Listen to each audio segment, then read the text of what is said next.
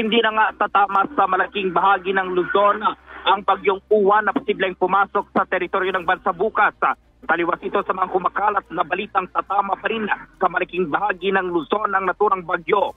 Sa panayam ng RMN Manila kay Pag-asa Weather Specialist John Manalo, wala ring landfall sa anumang bahagi ng bansa ang naturang bagyo. Pero anya bagamat malabo na itong maglandfall sa anumang bahagi ng bansa ay makararanas pa rin ng ilang bahagi ng Luzon ng pag-ulan. Hindi na rin anya magiging super typhoon ng bagyo pagbalik nito sa Philippine Area of Responsibility o PARA at posible panganga humina. Magkaiba po yung papasok muli ng PAR at magkaiba rin yung magla-landfall muli. So yung pagpasok niya ng PAR, that doesn't mean na malaking area pa rin o malaking lugar pa rin sa ating bansa yung maapektuhan. Well, pwede pa rin na may maapektuhan, lalo na yung Batanes and Babuyan Islands, pero yung mainland Luzon at yung malaking bahagi ng ating bansa ay hindi na po. Well, sa kasalukuyan, mas sumina pa ito from typhoon na category. Ngayon ay severe tropical storm na lamang.